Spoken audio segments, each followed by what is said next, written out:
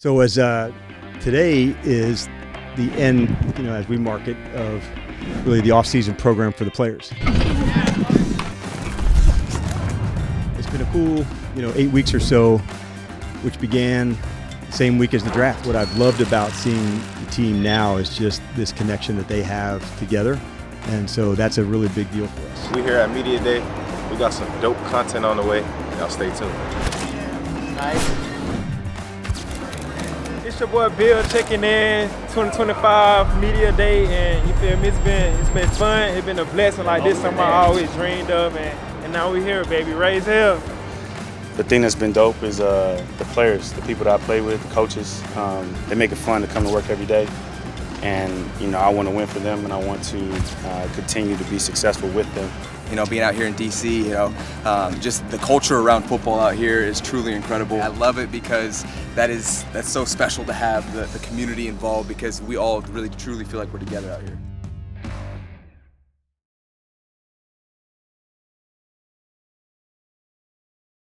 This is a big deal, putting it lightly here. What a historic day for DC and for the Commanders. The Commanders saying today the time is now to bring Washington back to DC. Our city, man, it's got this power, a power unlike any other in the world. Over 40 years, I've seen so much greatness in the district. How we poured into our neighborhoods, how we fought for better for our youth, how we, across generations, from every zip code have come together when we needed most. RFK Stadium symbolizes all that magic of Washington, D.C. To be together at RFK is to know we in this city are part of something bigger. RFK united us. It brought us pride. It showed our strength. It made us believe that anything is possible. When a place gives you all that, you feel it in your bones. You see it in your dreams. No matter how much time has passed, you always remember it. RFK is the Washington, D.C. I know and love. It is the Washington, D.C. that is capable of so much. We've waited, we've hoped. Let's get ready to run it back to RFK.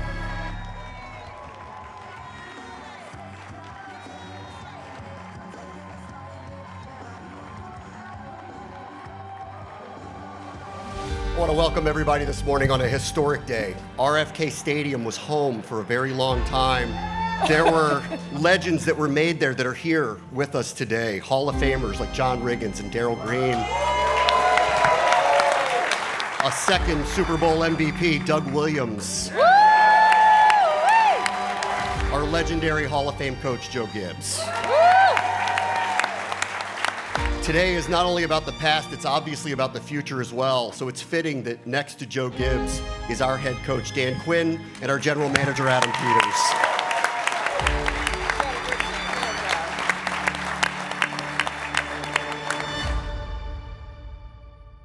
Promise made.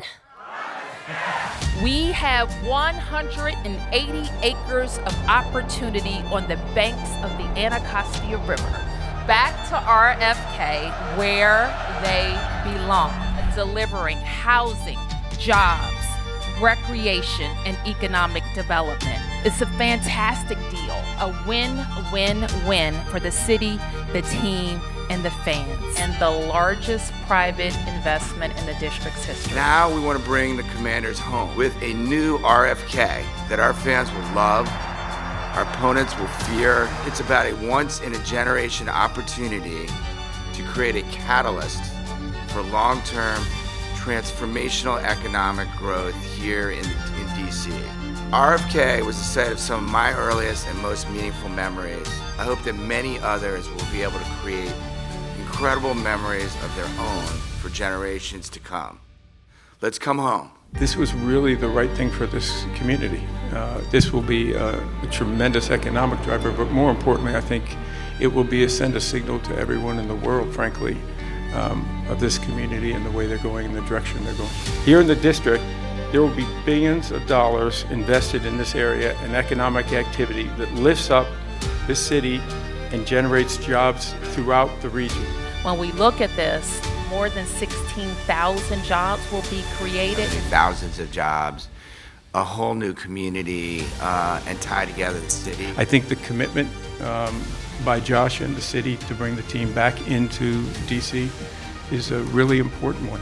I think emotionally, but also I think it signifies that they care about this community, they care deeply about it, and they're going to do the right things to make this franchise successful. We are a hospitality economy and a sports and entertainment economy. You've heard me say 1,000 times, this is not just fun and games. It's dollars and cents for the city. And what happens at these parcels helps us invest in all 8 wards. Thank you for being here today, listening, and let's go get this done. Get it done! Thank you. I am so excited to be here today to celebrate this historic investment in the nation's capital. We are so excited to welcome the Commanders back home where they belong, to Washington, D.C. So many opportunities for economic development, recreation, affordable housing. It's important. It's a win for the Commanders and it's a win for the district. Thank you, Josh Harris, and thank you, Mayor Bowser. I'm very excited about the hospitality amenities that will be offered to not only our residents, but for the hospitality industry specifically. It's going to elevate not only Ward 7, but all wards in Washington, D.C. This is an opportunity for us to bring the community together and really showcase what Washington, D.C. is about. Jobs, neighborhood serving amenity, more affordable housing, hotels, green space, and a whole plethora of other neighborhood serving amenities that Ward 7 residents so desperately deserve. I love that we came back in really hungry to prove it, John. Very surreal, right? You get out there and you see the W on the helmets, and you're looking at guys, that their dreams are coming true as well, just like yours are.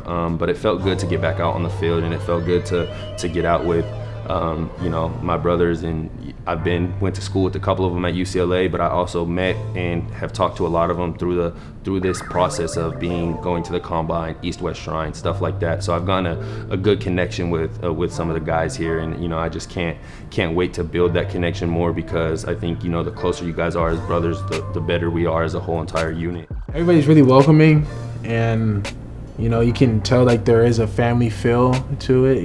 Obviously, I feel like some places it's more like just straight business, like be in your office, stay in your office type of thing. But you can tell that everybody really has a great vibe with each other, and everybody, everyone enjoys being around each other. And that's what you want, and that's how you build a winning culture.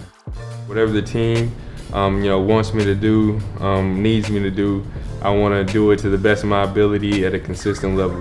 My kind of end-all be-all is for this rookie season is to go out there and dominate in the special teams aspect of the game, right? Whether that's all 4 core, whether it's just I'm just on 2 of them, just dominate and take advantage of the plays that I have, and hopefully with that some defensive time comes, but I'm just going to take advantage of every opportunity and every play that I get. So I can't really say that this is how I think my rookie season is going to go out. This is how I think it's going to, or what I think should happen. I'm just here to get better. I'm here to help the team win, and whatever I got to do that, I'll do. Successful rookie year, doing whatever I can to make this organization better. And I feel like, the individual goals there to come after when the team is successful. So whatever comes, but I just want to help in any way I can.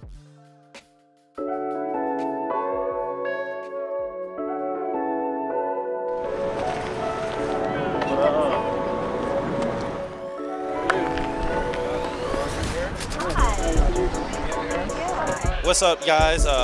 We started out the day with Marjorie to get some lunch, just talk about the Washington Commanders Foundation, and it was cool to just hear her talk and introduce herself. It's going to be a blessing to get to know her and her husband. Football is more than just playing football. It's about what it does for people.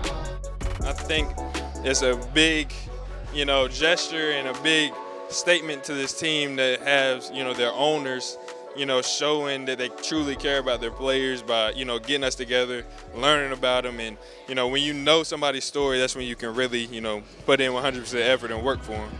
In my opinion, really just getting around the guys and really getting to know people. I feel like building really great relationships is what allows you to be out there and have the trust and get out there and play free. I've got a couple of things that I know that would make you a better athlete, and it has nothing to do with being in the gym. It has to do with right here.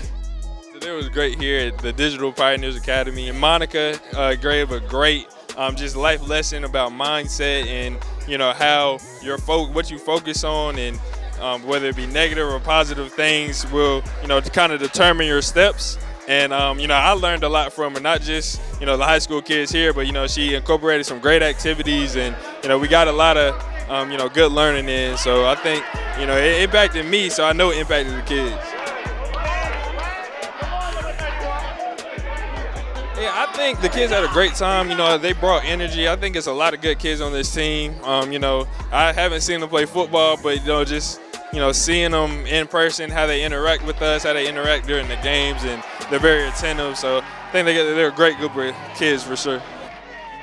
And it was just cool to be able to sit down and be a role model for these kids, being able to come out to the city and show support to them, and just for them to sit down with us. I know as a kid, back in their shoes, I would have been ecstatic to sit down with some NFL players. So just being able to be a role model for these kids, it's a huge part of our deal.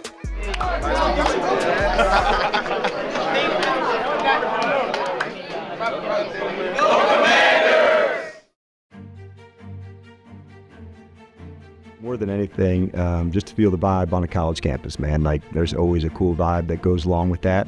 And so I'm just pumped to be there and to share that day, which is an important one for a lot of people. And so to get to be a small part of that, that's what I'm most looking forward to of heading to town. It is my great honor to present Dan and Stacy Quinn with the Honorary Doctor of Public Service degrees, with our deepest gratitude for all they have given to Salisbury University and to the world beyond. It's part of the job that I do enjoy, of getting a chance to have an impact. And so often in coaching, it's not the X and O's that make the most impact. It's those relationships of being there when somebody needs it. Sometimes it's just being the right dude at the right time, and knowing you're somebody that can be leaned on in the toughest spots. 100%, we know there's going to be adversity, and helping somebody through those spaces, that's a big part of life. And so I take a lot of pride in that space, to know, like, hey man, somebody you can be counted on and deliver in those moments. That's a big deal. Good morning to this 100th graduating class. This is a huge deal, and we're proud as hell of it. For a small window, give one shout out, one piece of advice that you want to take with you and help them on their journey as they're going. That's all, that's why it's different. And that's a cool experience, knowing that, like, all the time this is with the Commanders, but for this 5 minutes, this doesn't have anything to do with football. This has everything to do with what's next, how you go attack it, and who you want to be. So I think that's the real message. Whether you're nervous about the path you're about to take, a job that may be waiting for you, or you have no idea what direction you're going in, I know there can be so much uncertainty swirling around you. I get it. But what I would tell you, man, embrace all of it. I want to be really clear about this. And the entire world is open to you. My wish and my hope for every single one of you is to not let the world change you. You go and change the world. Yeah, I would hope when people, know my journey and follow it, say, man, that dude has gone for it, had a lot of fun, but definitely knows it's about the people and like who you do that journey with along the way. Those are the ones that you do it with all the time. So it takes a lot of hard work to do that, but you can also work really hard and have an absolute kick-ass time doing it. Today I'm going to give you 2 questions that can help calibrate your compass as you figure out what direction your true north is pointing. First one, what do you care about? Find out what lights you up. I want you to run like hell to it. Use what you care about as a roadmap. I cared about teaching, making people better. That's what I cared about when I said I wanted to be a coach. Who do you care about? Man, this one is so easy for me. This campus is really meaningful for a lot of different reasons, but it starts and it ends with the day that I met Stacy. She is a true OG, my ride or die always. It's all the time that I feel, the honor of it. I'm one of 32 that get to do this gig. And with this fan base, with these players, I never, ever take that lightly. And so to get to share my older professional self, with the younger version of me, I think it's a cool mix. And so to be able to give back to a school that gave a lot to me and gave a lot of opportunities to me, it's a really cool feeling. When I got the job at the Commanders, I had said, we're not going to be for everybody. People could have viewed that as some kind of insult, and that's not at all. I viewed it as the truth, and I'll tell you why, because I mean it for you too.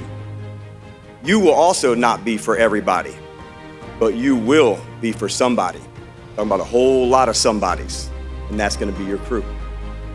Quality over quantity. Find your people. I've been on over 80 teams in my lifetime, and I can tell you that the best teammates make the greatest teams. When people believe in you, man, it changes the game. When you believe in yourself, that changes your life. I would tell the younger version of myself, don't worry about what's next. So many times I think comparison can be the thief of joy. And what about this person? If they get this gig, or I want to be to this spot, or get this job before I'm X age. And I think that's what I would, whatever you want to do, man, run like hell towards it. Whether that takes 5 years to get done, 10 years to get done, but applying that is the most important thing. And so I would say, no need to compare what you're doing with somebody else. This is your definition of what success would look like. It may take longer.